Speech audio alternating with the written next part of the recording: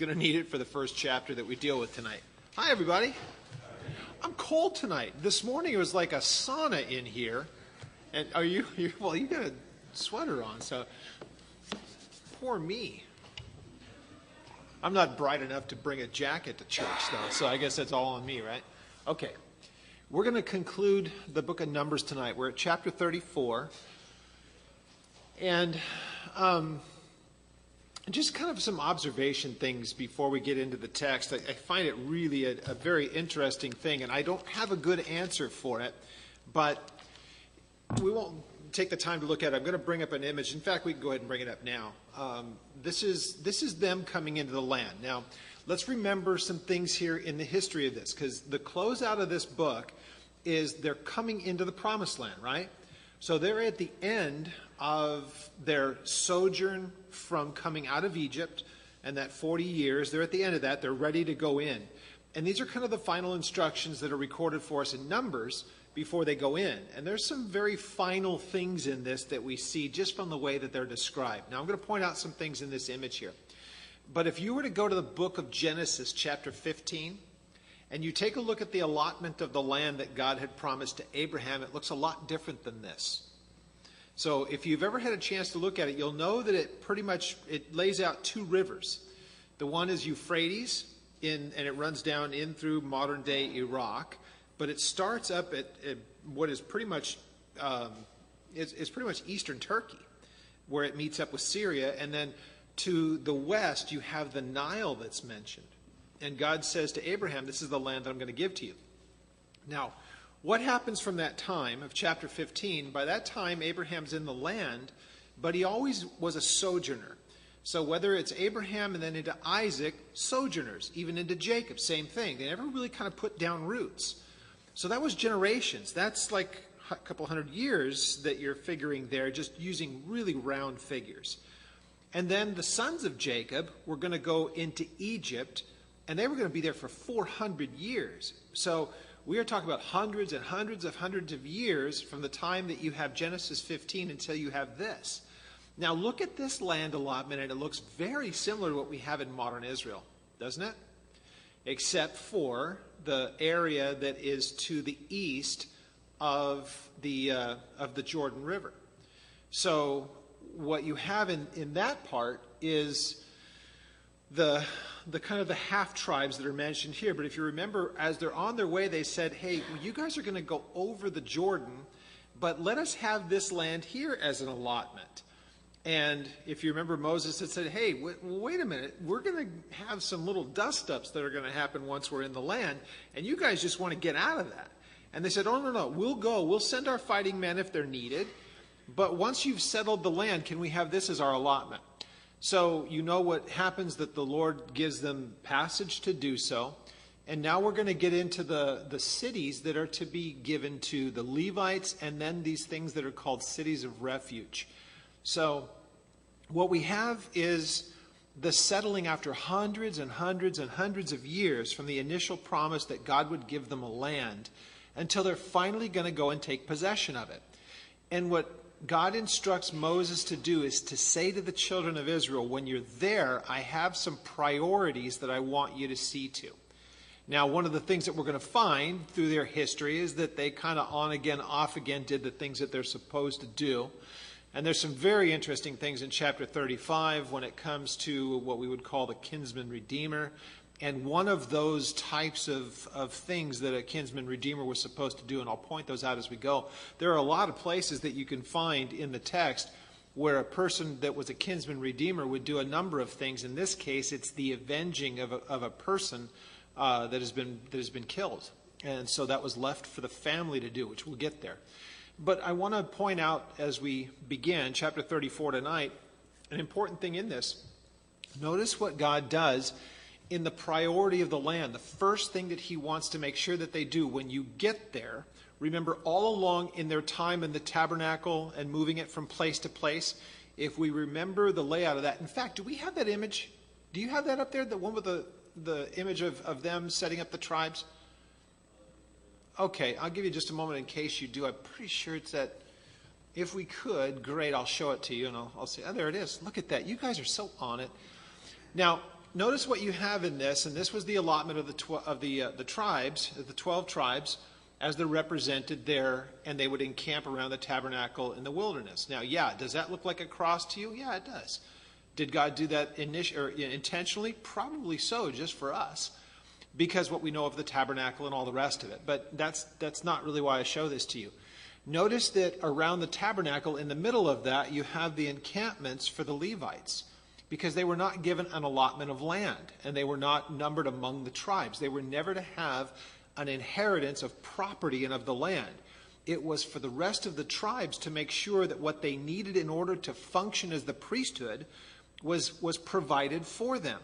And as they're doing the things that they would be doing around the tabernacle and ultimately the temple, it would still be the sacrifices and everything that would brought would be a way to take care of those people so that they, as they serve the Lord, were unencumbered from the day-to-day of things, right?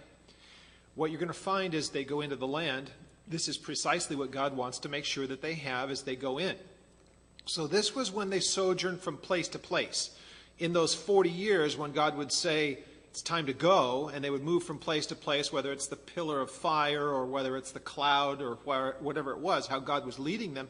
Once they settled in an area, they had to set this up every time. So you'd have 3 tribes in every direction, north, south, east, and west, the tabernacle at the center of that, and the Levites encamped around the tabernacle. So what you find in this way of priority is when God says, when I bring you into the land, I want you to deal with the Levites first. The Levites would be the people that would be ministering on behalf of the people to God. That was the priesthood. And so again, God did not want them to just be normal people in the land, but they were to give the, if you will, give the nation a moral center. So if you're figuring that they're going to go into the land from top to bottom, and we'll get to the allotment of the tribes probably when we get to Joshua.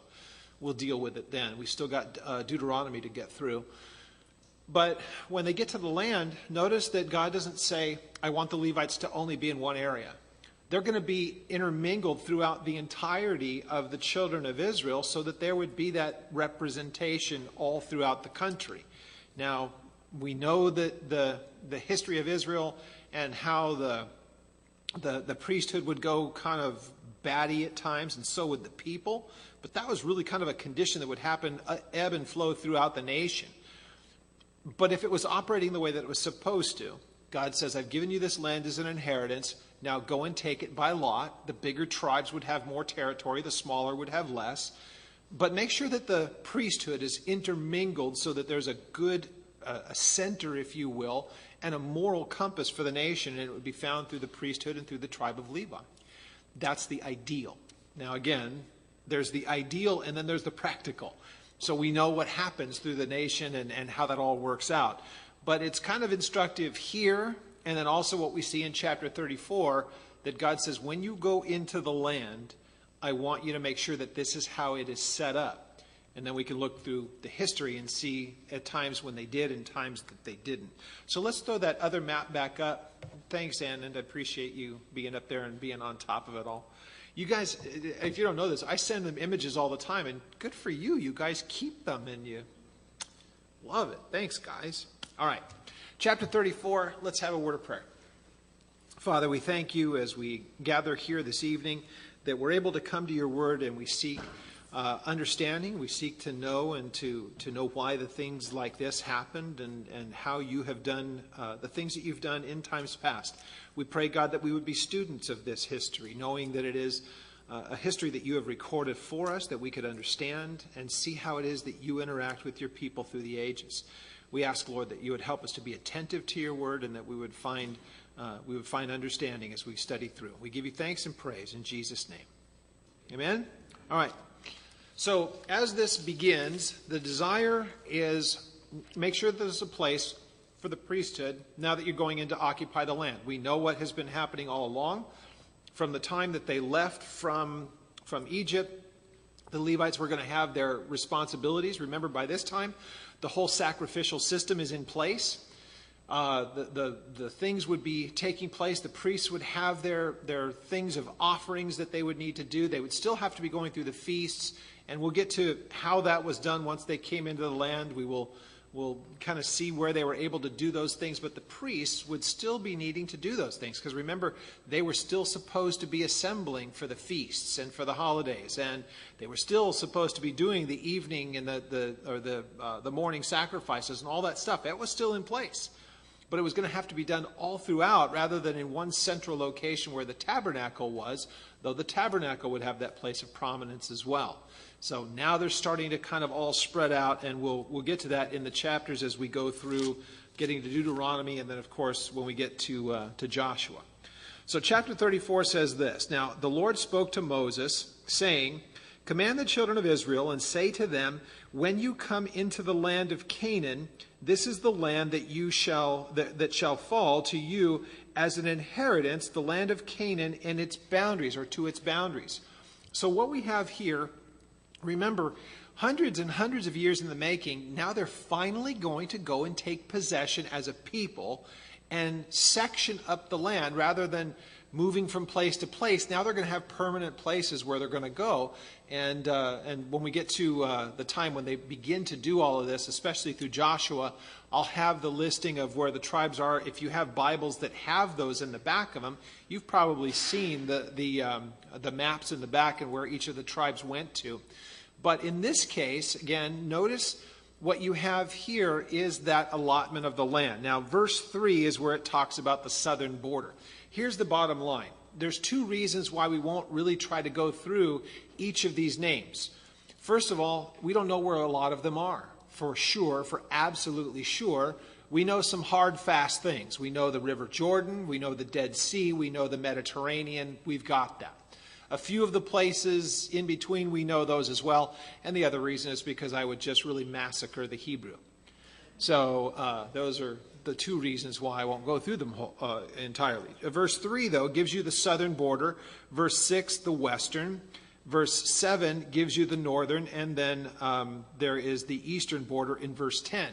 But what you have here is, from best understanding, the biggest question of this is the northern border, because there's a place known as Mount Hor. And they're not absolutely sure. In fact, as you look at this picture, there are a number of the locations there that you'll see a question mark next to. Look up in the north, you see Mount Hor. And so it's way, way up at the top, and there is a question mark next to it. And that is basically, we don't know absolutely for sure. Now, to them, they did. They knew it.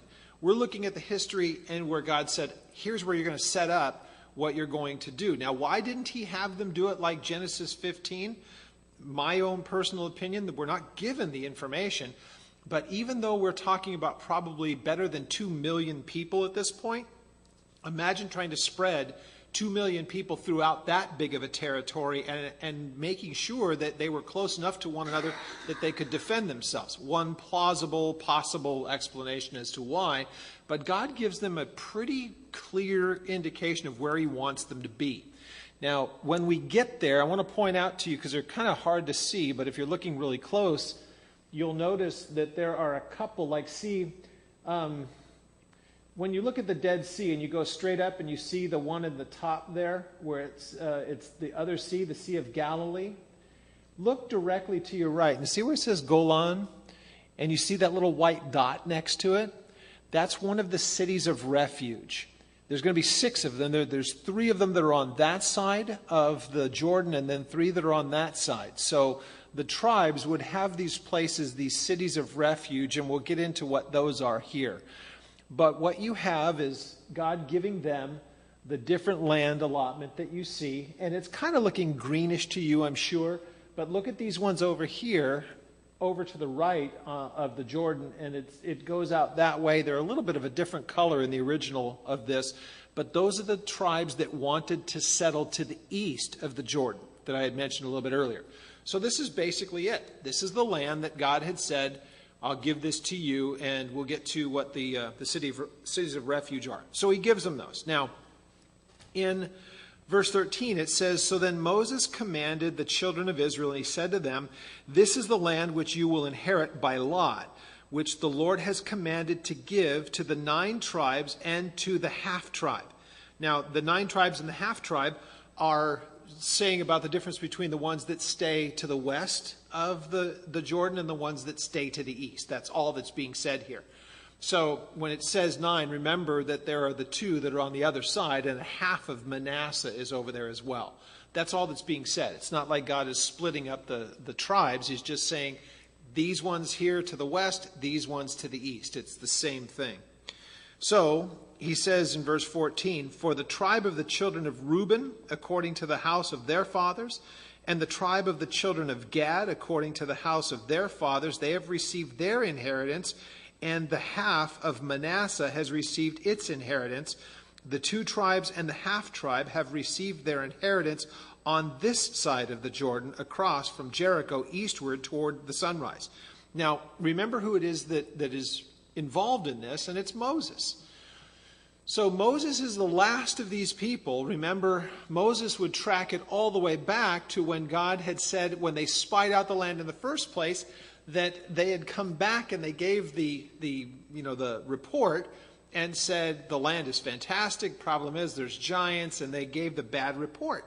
And Joshua and Caleb were those 2 guys that said, yeah, I understand all of that, but God said let's go, so let's go. It's his problem, not ours.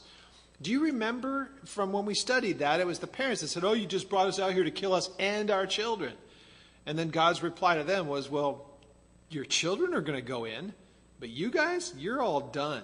And it's only a matter of time, and you're going to be done here in the wilderness, except for Joshua and Caleb. They're over that age. So none of those that are 20 years and under are going to be, they're not going to die here in the wilderness, but you guys will.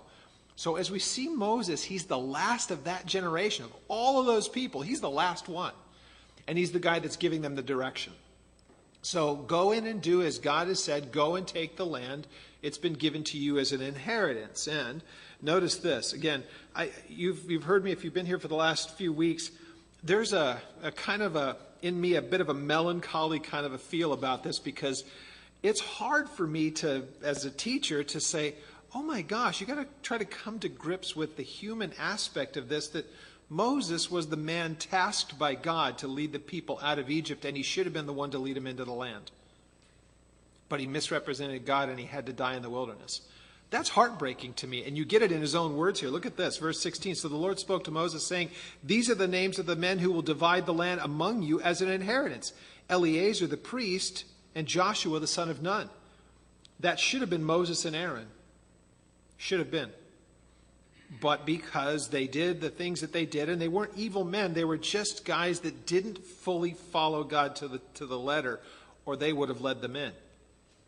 Pretty amazing stuff. And the people had their reasons as well, the things that they had done, but it's pretty heavy stuff.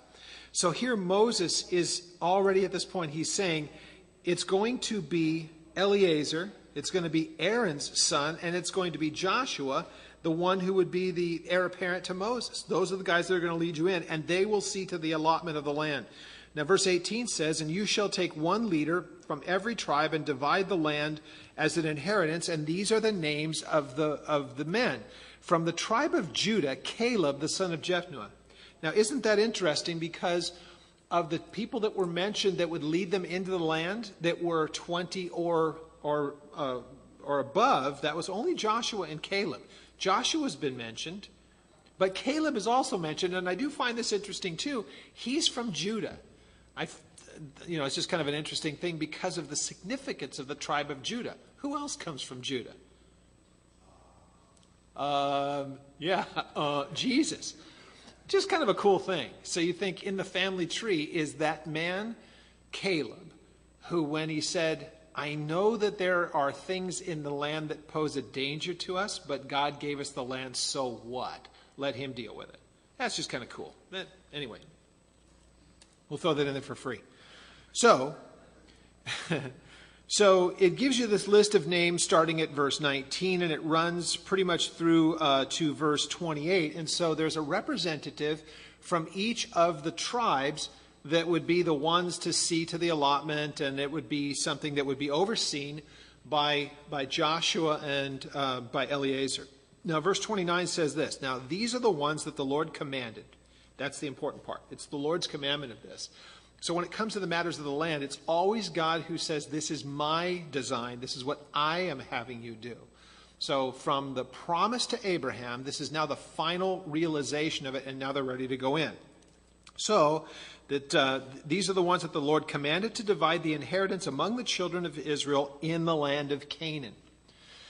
So the next order of things, God says, now when you come into the land and you start to divide it up by allotment, now I want to deal with the matters of the priesthood and the Levites. So the Lord spoke to Moses in the plains of Moab by the Jordan across from Jericho, saying, command the children of Israel that they give the Levites cities to dwell in from the inheritance of their possessions. And you will also give the Levites common land around the cities. Now, there are a number of reasons that we could probably speculate, well, why would God have to tell them to do this? Well, God's been very careful about his instruction up to this point on so many things, but it's kind of human nature. If God didn't tell us to do something, we won't do it, right? And oftentimes, even when he does tell us to do it, we still don't do it. But it would be a very easy thing for the people to be able to say, well, we've got ours. Who cares about the Levites? That would be just kind of a normal thing. I mean, plus, it's like, well, do we just kind of stick them in their own place? You probably just give them the worst of the worst. All right, so this is a way that God does a few things. He sees to their needs continually, but he also makes sure that they're kind of interspersed throughout the nation, and they're going to be around all of the cities. So he says, command the children of Israel that they give the Levites cities to dwell in from the inheritance of their possessions, and they shall also give the Levites common land around the cities, and they shall have the cities to dwell in. Their common land shall be for the cattle, for their herds, and for their animals. Now, again, people would say, well, wait a minute, I thought that they weren't supposed to be those things.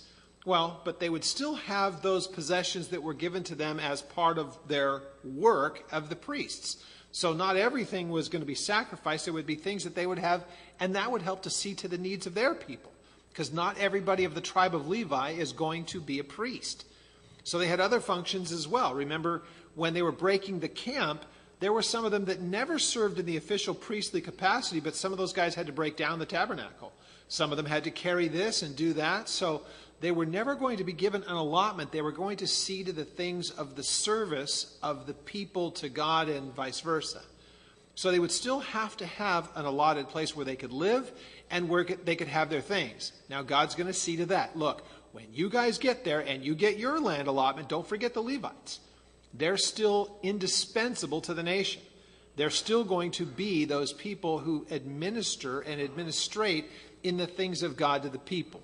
So he sees to their needs. Now, in verse 4 it says, now the common land of the cities which you will give to the Levites will extend from the wall of the city outward 1,000 cubits all around.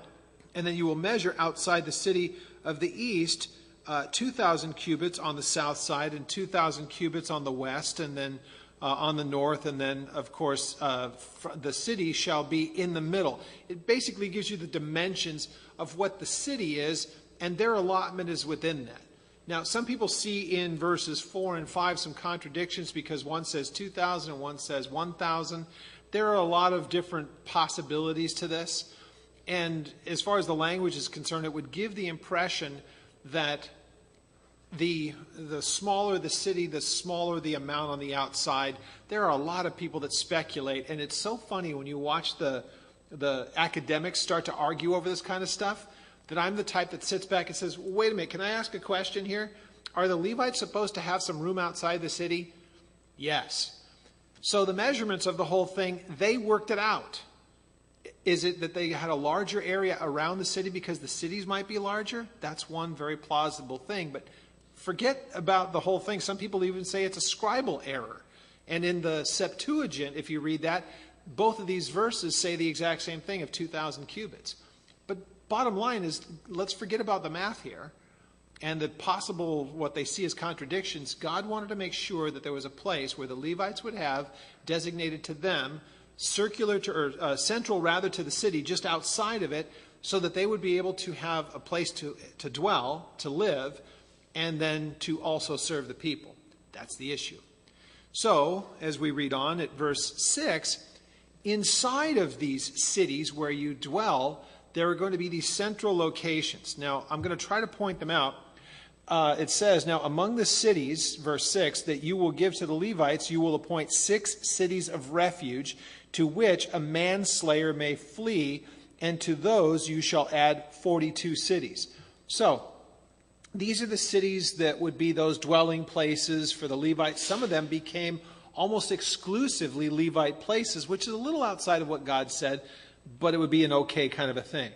These cities of refuge, let's see if we can point them out. There is up at the top on this side, if we're looking on this side of the River Jordan, there's the one up there at Kadesh. There is the one way down at the bottom of Hebron, and then there is Shechem. Those are the 3 on this side. Now, the land on this side is a lot smaller. You have the one that is Golan. It's set as Golan. And then there is, Ramoth Gilead. And where's the other one? Bezer, a little bit further down. And there's a question mark, so they're trying to figure out if that's really the place where it is. That's modern Jordan. And I suppose that archaeology is not always as easy there. They're not necessarily interested in biblical archaeology. But the bottom line, these were places that were considered cities of refuge within the allotment of these cities. And they had a very important role. Because people could go there if there was an accusation made against them. They were these places where there was refuge given to them and things could be worked out and judgments could be passed and all the rest of it. But there's one particular thing that is mentioned in this place for the city of refuge and why it was so important. We see mentioned here, they could flee there from the manslayer. And we'll get into what all that is. It's an interesting type.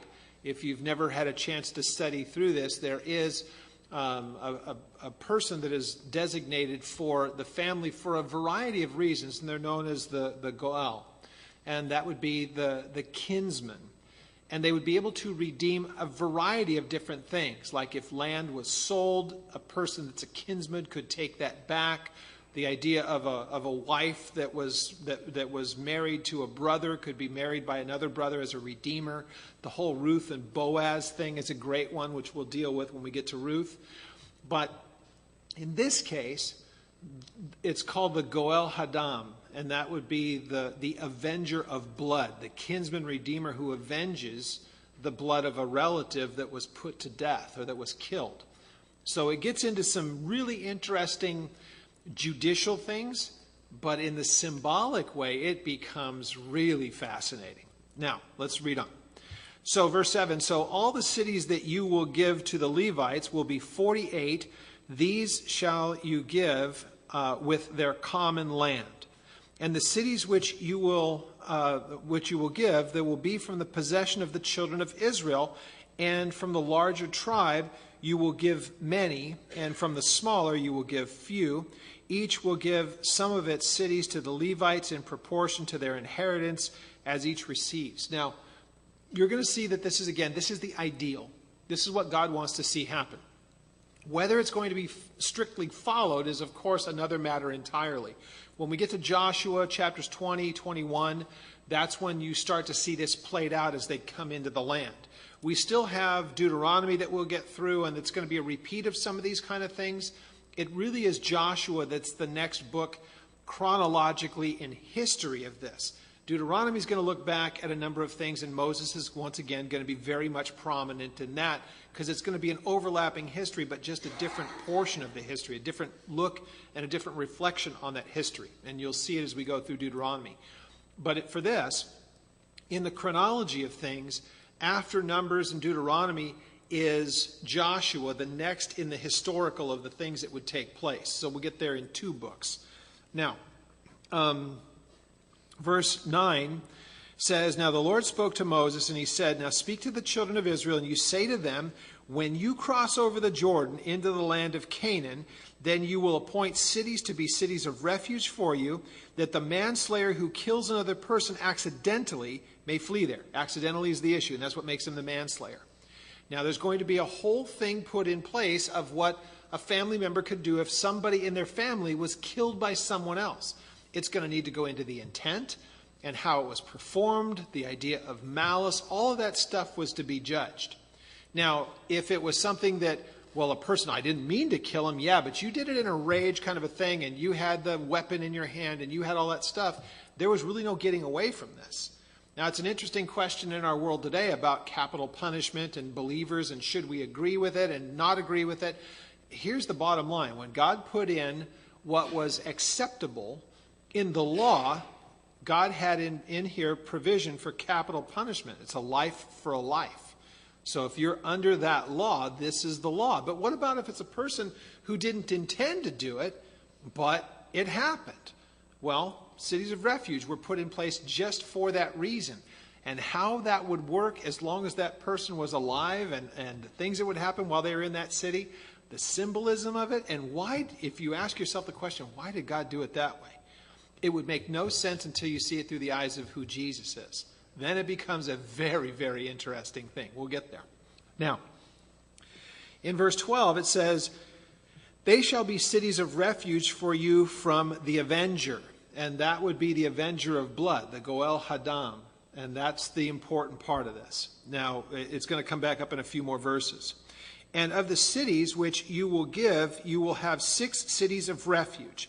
You will appoint 3 cities on this side of the Jordan, and 3 cities that you shall appoint in the land of Canaan, which will be cities of refuge. Now, these 6 cities, they will be for refuge of the children of Israel, for the stranger, for the sojourner among them, and anyone who kills a person accidentally may flee there. Accidentally, again, is the issue.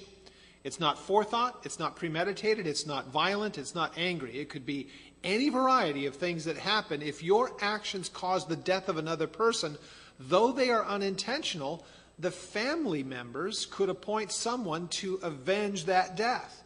Now, it's not getting revenge, but it is rather saying, our family has suffered loss, and this is the payment for our loss, life for life. Now, notice in this, people love to look at these kind of things and say, see how cruel God is and all the rest of it, and letting people be put to death, and he didn't even have the state do it. He was having people do it for their own family's sake, and how horrible that is and everything else. Notice what this is, because this is being done anyway throughout the whole part of the world. Once again, here you have God saying, this is how it is, but I'm going to put these prohibitions on it so that you people have guidelines of what is acceptable and what is not. So in this case, God says, I'm going to set up these cities. And if a person has done this, inadvertently another person comes to death because of their actions, they can run to this city. Now, not anybody could just run to the city, because the guy may just be a straight-up murderer. And if it's brought to the attention of the people in that city, oh, he's trying to tell you that he didn't do it intentionally, but we have witnesses that said that he did. That person's guilty of death, and by his life he's going to pay for that. But if it's a situation like this, remember, it's deliberate. If it's an intentional thing, that's an issue. If it's unintentional, God puts this provision in so people aren't just going out and taking, quote, revenge whenever they want to. So, in verse 14, you will appoint 3 cities on this side of the Jordan and 3 on the side of Canaan. Verse 16 says, but if this manslayer, if this person strikes him with an iron implement so that he dies, he then is a murderer, and a murderer will surely be put to death. So if in the exchange between these people, he's got an axe or a hammer or something like that, and he strikes the person holding the hammer has to realize, I could kill somebody with this. And if they go through with it, there's going to be a punishment for it, and that person's going to pay for it with their life. Now, he's going to give a few other examples of what might be used here. In verse 17, now, if he strikes him with a stone in the hand, by which one could die, and he does die, then that person is a murderer, and that murderer will be put to death. Or if he strikes him with a wooden hand weapon, by which one could die, and he does die, he is a murderer, and a murderer shall be put to death. Now, before we go on any further, let me just point out again what should be plainly obvious when we read this. This is the law that is given to the children of Israel. Now, it also applies to those people who would be in the land. The people that is a stranger means outside of the commonwealth of Israel, but living among them, or the sojourner. If a person's coming through their territory and he still kills somebody, that person's life is required of them. So be careful as you go through. But notice God didn't say, and now I want you to go and do this stuff outside of the land. I want you to go out and be the avengers of everybody. Because remember, it's a family member of the family, it's a family member of the person that was put to death. They're the person that was to see to this. So here are the prohibitions, and here are the things where it is acceptable. If the person has an implement in their hand that they know could very well kill somebody if they hit them with it, and they follow through with it, and that person dies, the person who did it is responsible. Same thing if he's got a rock in his hand, you got a big rock in your hand, you know if you hit the guy with it, that very possible that guy could die. If you know that and you follow through with it, there is going to be a recompense for it. So let's read on, because there are other times when it's like, let's make sure that we're very careful about this. Verse 18. Or if he strikes him with a wooden hand weapon, and that one could die, and he does, then that person is a murderer, and that murderer will be put to death. The avenger of blood, the Goel Hadam, the avenger of blood, kinsman redeemer, the avenger of blood. He himself will put that murderer to death when he meets him, and he shall put him to death. Now, if he pushes him out of hatred, or while lying in wait, hurls something at him so that he dies, or in enmity, he strikes him with his hand so that he dies, the one who struck him shall surely be put to death. He's a murderer. And the avenger of blood shall put the murderer to death when he meets him. Now, some people might look at this and say, well, why would God be so strict about this, and why would he want to see that kind of violence done? Do you realize that now, this is a big debate in our world today. There are those people that would say, well, you know, the whole death penalty thing, it's really not in any way a deterrent to the crime. So, I suppose that if you lived in this time, you'd probably be a bit more concerned, because there aren't a whole lot of ways that you could say, well, let's appeal this to the next court. This was going to be carried out pretty quickly. And I do think it would probably tend to make you think before your actions happen. But in this case, notice here, God doesn't put it there as a way of trying to curb the way that people do things. It was just to say the punishment fits the crime among my people. So that's what you see played out here. Now, what about if it's an unintentional thing, like he pushes him? Like the first thing that you think is like they're on a hill and he pushes him off. Well, if that was done and it's deliberate, you laid in wait, that's all premeditated stuff. That's just as bad as if you had a rock or a hammer or an axe or something else like that. Same thing, because it goes to the heart, and the heart is what acted out here. So what about the guy that did it? It's like, hey, I was just chopping down the tree and the axe handle fell off. And, that kind of thing. It wasn't done in anger. It was done inadvertently. That's what the city of refuge are for. And he gets to that. So in verse 22, however, if he pushes him suddenly without enmity, there's no warfare, there's no anger, there's no malice, or if he throws anything at him without lying in wait, it's not a premeditated thing, or if he uses a stone by which a man could die, throwing it at him without seeing him. When would be a time like that? I don't know.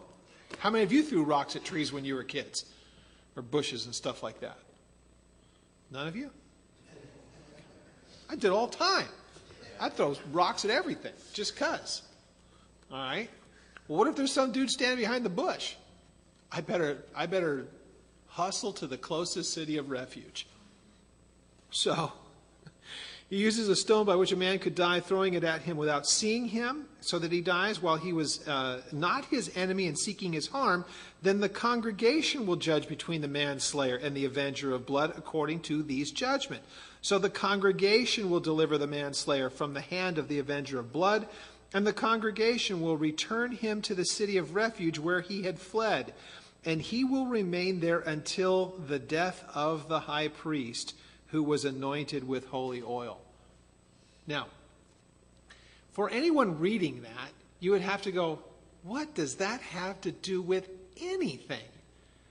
The guy can escape a death sentence until the death of the high priest. What is that all about? What changed? The high priest is dead. Does that nullify what the guy had done? And why is it that he should be able to escape the penalty of that for only that amount of time and then afterwards? Look at what else is said after that. But if the manslayer at any time goes outside of the limits of the city of refuge where he fled, the avenger of blood finds him outside the limits of that city of refuge, then the avenger of blood kills the manslayer. He's not going to be guilty of it. Oh my gosh. Doesn't this seem like the most convoluted, weird thing to try to figure out? Why on earth did you do all of that stuff? And again, without Jesus, it doesn't make so much sense. Let's read on a little bit more. Verse 28, because he should have remained in the city of refuge until the death of the high priest. But after the death of the high priest, the manslayer may return to the land of his possession. It's not that he has to stay there until he dies. He stays there until the death of the high priest, and then he can go back to his life. Okay, let me just ask the question. How many of you, if you've not studied through this before, are just going, what in the world is going on? Anybody? Okay. Nobody ever answers these questions. I ask them almost rhetorically. So, the principles here, the people that are involved, the high priest has no idea what it is. He has nothing going on in this. He doesn't have a dog in the fight, if you will. He's just the high priest. He's been anointed. God has him in place. But as long as his life is there, then the person that is the manslayer, who, if this person is guilty of what he's done, ventures outside of his place of safety, he's fair game for the avenger of blood. Even though what he did was not deliberate, it was still okay for that person who was the avenger of blood. He couldn't go inside the city to wipe the guy out. But if the guy left the protection of the city of refuge when the high priest is alive, then he's safe as long as he's in the city. He's fair game once he goes outside. What is one of the titles of Jesus? Hebrews? Great high priest? Is Jesus not the high priest of our confession? Absolutely. Now think about this. The Bible teaches us that every single one of us from birth, sin is an issue. I don't care who you are. I don't even care if you don't acknowledge who God is. Sin's still a problem. You're still accountable to him. Well, I don't believe in him. Well, that's not going to change a thing. He knows who you are, and there's an accountability for this matter of sin. So if that's the case, then we can technically look at it like this. Every person is under sentence of death, and there's nothing that we can do about it. But if Jesus being seen as the high priest, think about what happened when he was put to death. Then that sentence that was on us was lifted and removed, and now we had the freedom to go back to the possession, to go back to that thing that God had given to us initially. So there's a lot of symbolism that goes on in this, and again, it takes a lot of working through it because there are some things about it that you go, yeah, that doesn't fit entirely, but it doesn't have to fit entirely. What you have is big picture stuff here. That a person may very well be guilty of a crime, but notice that the people who did and they murdered deliberately, those are people to whom there was no fixing the problem. We're not like that. No human is. Everything has a solution as far as the forgiveness of sin. As long as we draw breath, we are able to come to Jesus, the one who is our great high priest. He's our Savior. He is actually also the Redeemer, the kinsman Redeemer in some ways as well. So there are so many different ways to make application to this. But if we think about this, that there is a guilt that every single one of us has, and we can run to this refuge. In fact, you get that in the book of Hebrews. It talks about that we come to him. We looked at it this morning, that he's the one who is our refuge. Okay, great. That being the case, until his death, this was a thing that we were really held because of our offense. But because of his death and what his death brought to us, we're free to go back to the way that things were initially intended to be. So even in this life, though we have to come before the Lord and we acknowledge our sin and we seek him for forgiveness and everything else, I hope that you understand this. All of you in here, I'm hoping every single one of you, I think you are. Every one of you that are saved, you live in an absolute total sense of freedom. Might not realize it sometimes, but you guys are completely free. There's no one that is going to come and take you as far as something that you have done that's worthy of death. You've been freed from that. Your kinsman Redeemer has redeemed you by giving his life. It's great news. How comforting is that? And again, you have that, the symbol of this, or the symbolism, is all the way back here. Now let's remember this idea of the Goel, all the way back to the book of Genesis. You will find this kinsman, this Goel, is mentioned there. But this is the first time that it's mentioned as a city of refuge to where a person could flee, that they would be held in a place, though guilty, though they are not going to be put to death, and the death of the high priest would end up being that thing that would set them free. I mean, how cool is this? You can see the picture and the image of the gospel in this, and it was being done before anybody would be able to understand it. Because again, anybody reading this, if they didn't know the rest of the story, they would go, what is this about? I ask you, as you read this, is there any rhyme or reason to this? Not a lot. What does the high priest have to do with it? I get the idea that if a guy has killed somebody and it was unintentional, that there should be some provision made for that. Great, you have a city of refuge. But he's free to go to his inheritance when the high priest dies? What does that have to do with it? Until you plug Jesus into the equation, it doesn't make sense. Kind of cool, huh? All right. I can see you're obviously really impressed with all of this. Verse 29 says, and now these things, they will be a statute of judgment to you throughout your generations, to all of your dwellings. Now whoever kills a person, the murderer shall be put to death on the testimony of witnesses. But one witness is not sufficient testimony against a person for a death penalty.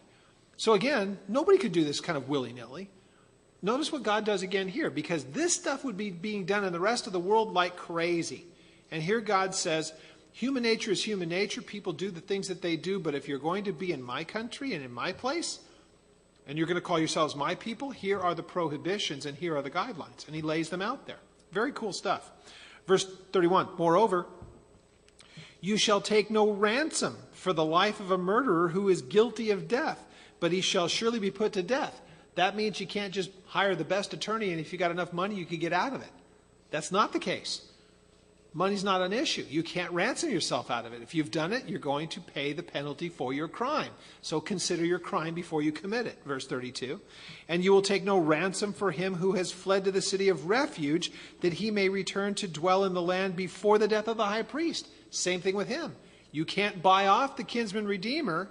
If the guy is able to stay in the land, in the city of refuge, he has to stay there. He can't buy his way out of it. No one can. Verse 33, and so you shall not pollute the land where you are, for blood defiles the land, and no atonement can be made for the land, for the blood that is shed on it, except by the blood of him who shed it. Wow. Now you look at the rest of their history, and there were places that were so incredibly defiled by the bloodshed there. When we go to Israel, there is the Hinnom Valley, and it is what also known as the Valley of Gehenna. And they did some of the most unspeakable evil things there. And it's just seen as such a, even to this day, it just has that feel to it when you drive past it.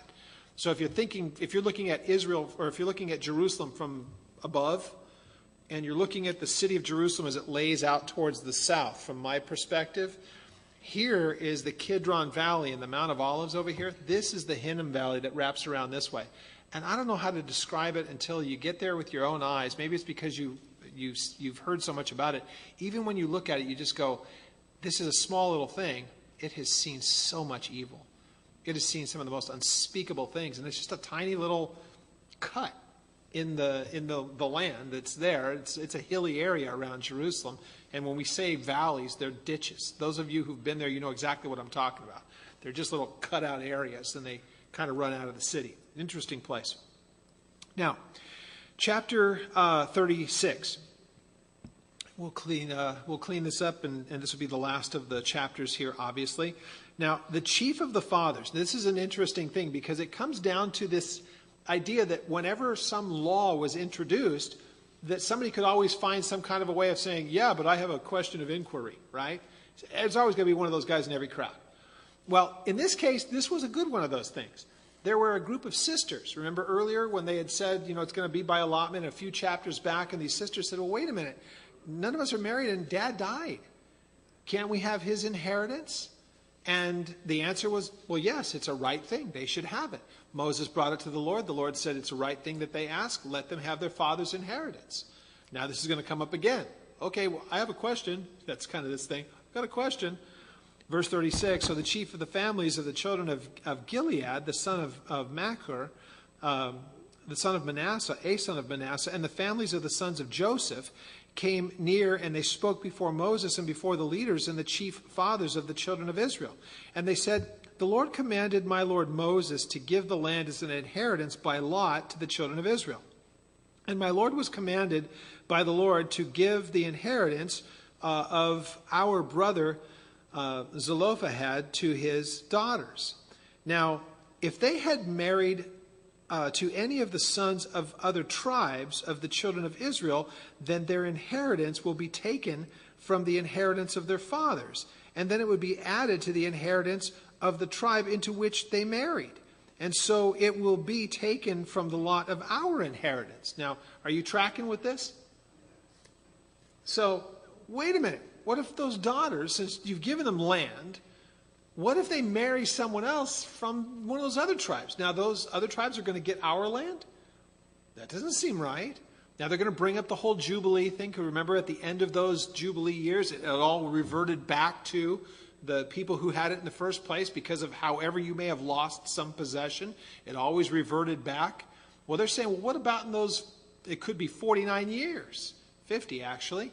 What about if we're having to wait? Is it going to be given, what about if the people from Manasseh end up getting a piece of the land of Gad? Well, that's going to be confusing just because of marriage and this, that, and the other thing. It always reverted to the male. And so they're saying this is a bit of a problem. So, verse 4, and when the Jubilee of the children of Israel comes, then their inheritance will be added to the inheritance of the tribe into which they marry. So the inheritance will be taken away from the inheritance of the tribe of our fathers.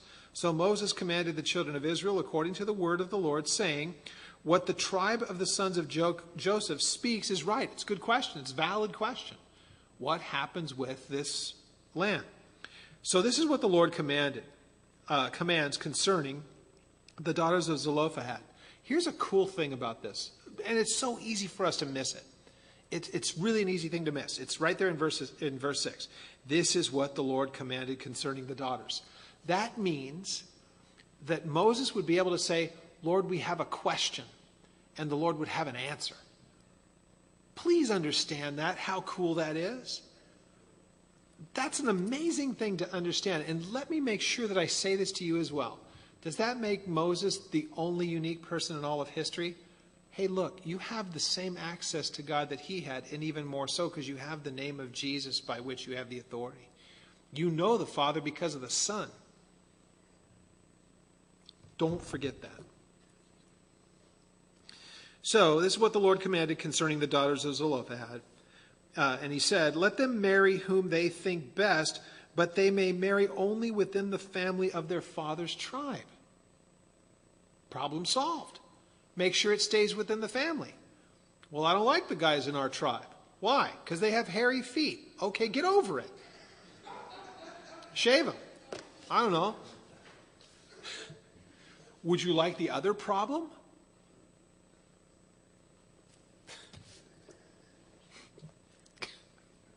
I got to leave it alone. Verse 7. So the inheritance of the children of Israel shall not change hands from tribe to tribe. For every one of the children of Israel shall keep the inheritance of the tribe of their or his fathers. And every daughter who possesses an inheritance in the tribe of the children of Israel shall be the wife of one of the family of her father's tribe. And so the children of Israel each will possess the inheritance of their fathers, and thus no inheritance shall change hands from one tribe to another, and every tribe of the children of Israel shall keep its own inheritance. It's an interesting thing because, at least to some extent, this was still carefully followed even up to the time of Jesus. And how do we know that? Because both Joseph and Mary tracked their genealogy all the way back to David. So they were both of Judah. We know that from their genealogies in Luke and Matthew. So take your pick. They come through David, one through Solomon, and then the other through Nathan of David's sons. Kind of an interesting thing. So that was still being seen to, and it really, if you stop to think about it, you might say, well, that seems really kind of uncool, because what if you like the guy from the tribe next door? Well, you're going to get into a whole lot of other issues with that. So what's the best of the things to keep people from feuding and land fights and all the rest of that stuff? Look for someone of your same tribe. It's not like there's not many of them. We know of the fighting men in these, even of the smaller tribes. Those guys had 30 to 40,000 guys of those tribes. So it's not a problem. You'll be able to find someone hopefully without hairy feet. Sorry, I couldn't help it. So no inheritance will change hands. Now, so the Lord commanded Moses, and so did the daughters of Zelophehad. They're mentioned there in verse 11. Let me try them. Mahlah, Tisra, Hoglah, Milcah, and Noah. How about that? Yeah, I read them before and kind of rehearsed them a little bit in my office because I know you people want to hear me do it every once in a while.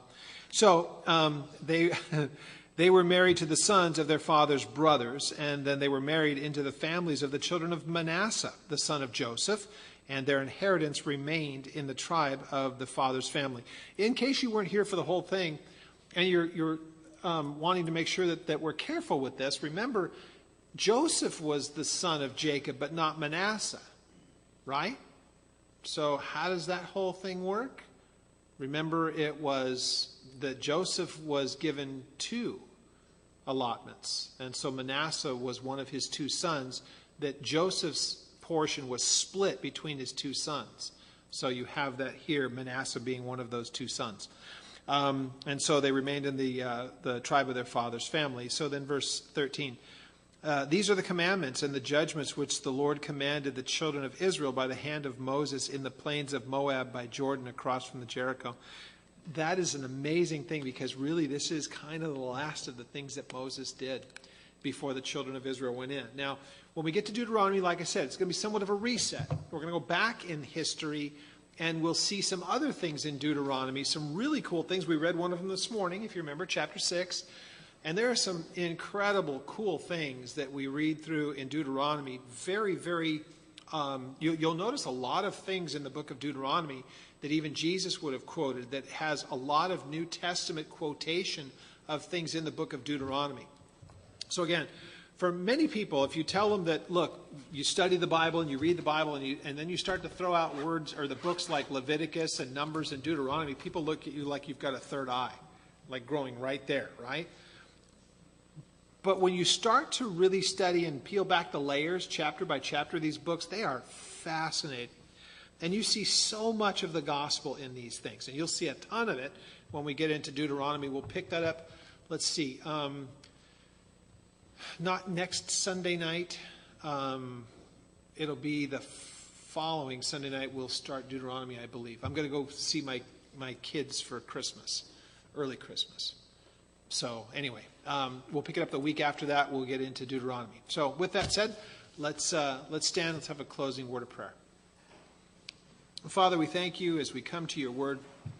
We're able to be instructed by things. And again, we study so much of the history of Israel and your people as they were under the law in that land.